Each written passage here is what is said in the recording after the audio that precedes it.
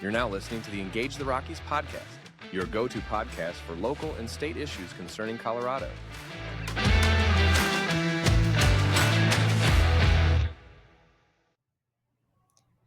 Hello, Rockies.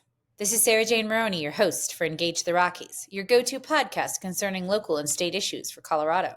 Welcome to the first week in February 2025. First up, local officials from El Paso County Sheriff Joe Roybal to Teller County Sheriff Jason Mikesell and U.S. Representative Congressman Jeff Crank. We've had Jeff Crank interviewed here on Engage the Rockies, held a news conference on Monday from the El Paso County Sheriff's Office supporting Senate Bill 25-047, which is the enforcement of federal immigration law, and it would repeal current Colorado immigration laws that Sheriff Roybal called, quote, anti-public safety, end quote.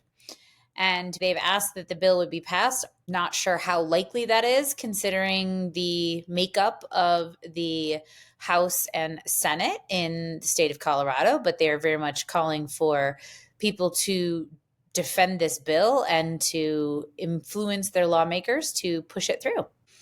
On a previous week in review, we talked about our new coroner, Dr. Emily Russell Kinsley, and they have another article about her.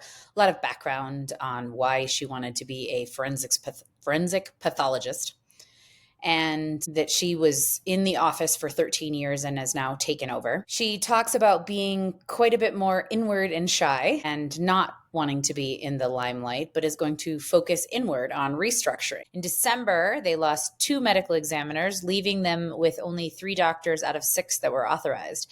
And she said that her goal is to prevent burnout among her chronically overworked staff through continuing education opportunities. And the El Paso County Coroner's Office handles death in 22 Colorado counties. That's just kind of mind-blowing to me that we have that much reach, but we do. Evidently, Chapel Hills Mall is humming these days. There is a new store that was attempted to open, or at least build out, called Jungle Reef, and they received a stop work order from Regional Building. And I didn't know what Regional Building was until last week when I got to interview Roger Lovell, who is the head of Regional Building, and he's the Regional Building Officer, and he explained how these things work. And honestly, I thought, wow, I know what I'm talking about when I can read this article and figure out where the permit procedure is and whatnot. Basically, that stop work order gives them 15 days to communicate, submit plans, or pull a new permit. And if it hasn't, then a certified letter that is issued starts a non-compliance process. So for whatever reason, this has gone on with this Jungle Reef outlet. We'll see what happens. The Air Force Academy will no longer offer a minority degree in diversity and inclusion studies. It was on the Air Force website as of the 9th of January, and then it has subsequently disappeared. And around at the same time, President Trump ended all DEI programs in federal agencies via executive order.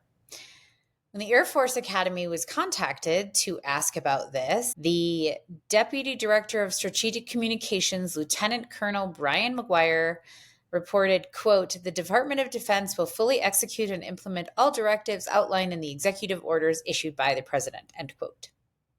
So DEI is gone as a minor from the Air Force Academy. It used to state, quote, the Academy must cultivate leaders who do not only understand and recognize the importance of diversity, but who actively create inclusive environments that leverage this diversity toward mission success, end quote.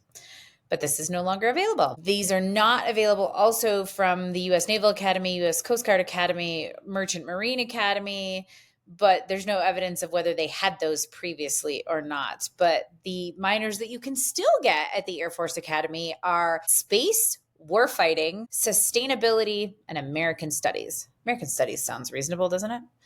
Last Wednesday, skaters from Colorado Springs, figure skaters, had been to a camp in Wichita, Kansas.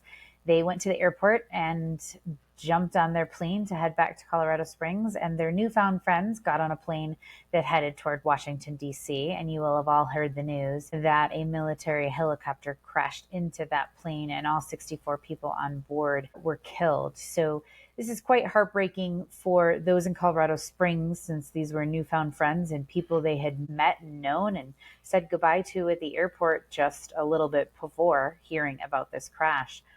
What was really interesting in this article is that in 1961, the U.S. national team was killed in a plane crash in Belgium. And Christy Kroll, who is a coach that is still at the Broadmoor Skating Club, instantly recalled 64 years previously when she heard her father taking a similar call. So just a tragedy all around, and does actually affect some of the members of our community here in Colorado Springs. And our hopes and prayers are with you. This next article talks about apartment construction, and regional building is focused again here. From 2019 to 2023, multifamily developers pulled permits to build just over 14,000 apartments in the Springs and surrounding El Paso County. It's one of the hottest stretches in local apartment construction in recent memory, that averaged a little more than 2,800 units a year in that time span from 2019 to 2023. Pikes Peak Regional Building Department reported that in 2023, they had 3,058 units open, apartments, and in 2024, it was 3,795. There's a quote from Laura Nelson, the executive director of the Apartment Trade Group, said that we need whatever apartments we can get as long as we continue to grow. Rental housing is critical to a thriving economy. You need plenty of options at a variety of price points. I'm hoping we start to have more permits pulled for apartments, so when these units under construction are done, there will be more coming behind them. We still have a shortage of all types of housing in Colorado Springs, end quote. That was similar to the things that Jill Gabler said in our interview with her as well. So it doesn't look like this title of the article, where that the red hot market is now ice cold, is maybe sort of a clickbait. Don't know. But basically, we are on a huge shortage of housing in Colorado Springs because it is still an absolutely desirous place to live. In our final article, we're talking about Johnstown, Colorado. Why would we do that? It's not in El Paso. Well, but they have a Buc-ee's. And it has been open for a year next month. Next month will be the year anniversary of the Johnstown Buc-ee's opening. And there's quite a lot of information here. The mayor, Michael P. Duncan, said, I think it's put Johnstown on the map. And he has been in his seat since April and wasn't involved in the planning of things, but said, quote, we're pulling in about $1 million a year. That goes back into infrastructure, our fire, police, water, etc. Right across the street from the Buc-ee's is Red Barn Liquors. The owner is Tyson Hull, and he opened his store actually in 2020 before the plan to build the Buc-ee's. And he said the biggest negative about the thing was the build time. But he says business is booming, and it was simply a matter of the construction being completed, and he is thrilled that the Buc-ee's is there. And the mayor said, get this, quote, I like being the only Buc-ee's right now, but hey, if we get some competition from up in El Paso County, we'll embrace it, end quote. Fighting talk there.